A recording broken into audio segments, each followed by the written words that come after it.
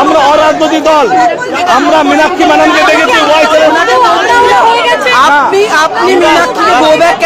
আমরা ওয়াই চ্যানেলে দেখেছিলাম মীনাক্ষী ম্যাডামকে প্রশ্ন করতাম, কোনো উত্তর না তিনি বেরিয়ে গেছেন, কোনো উত্তর দিতে পারেননি তিনি। ধিক্কার যায় তাকে।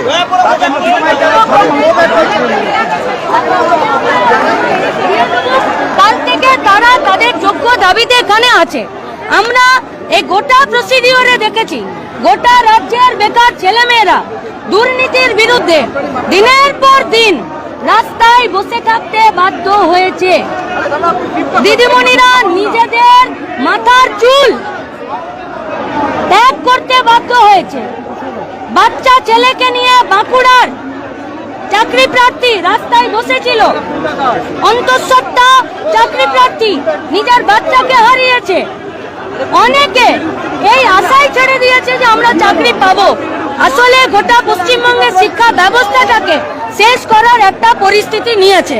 তাই 22 লক্ষ ওয়েমার্কস চিঠি প্রকাশ করতে হবে এবং যারা যোগ্য তাদেরকে চাকরিতে বহাল করতে হবে। এইটাই আমাদের মূল দাবি।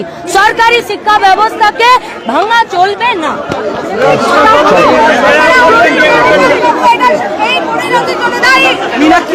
মীনাক্ষী আপনাকে দেখে ওরা প্রশ্ন করছেন,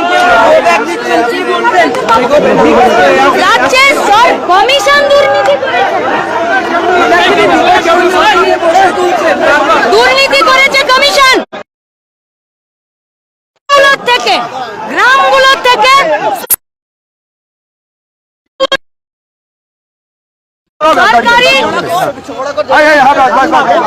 সরকারি স্কুল ব্যবস্থাকে আসলে ধ্বংস করে দেওয়ার একটা প্ল্যানিং, আর সেই প্ল্যানিং এ যে যেমন ভাবে তার সাথে যুক্ত থাকতে চাইবে বা যুক্ত থাকবে তার বিরোধিতায় বামপন্থী ছাত্র যুব শিক্ষক সংগঠনরা এবং বামপন্থীরা থাকবে। মহিদুলকে হারিয়েছি, চাকরি চাইতে গিয়ে পুলিশ পিটিয়ে খুন করেছে। আমাদের অসংখ্য ছাত্র যুবরা তারা জেল খেটেছে, এলাকায় মার খেয়েছে। তার থেকেও বড় কথা হলো পশ্চিমবঙ্গের শিক্ষা ব্যবস্থা রাঙিনা থেকে অনেক ছাত্র যুবরা তারা নিজেদের নাম কাটিয়ে নিচ্ছে, স্কুলগুলো চলছে না। আমরা এখানে যারা বসে আছেন, যারা এখানে বসে নেই, তাদের সবার জন্য আমরা বলছি যে কমিশনকে দ্রুত ওয়েমার্কস প্রকাশ করে দিতে হবে।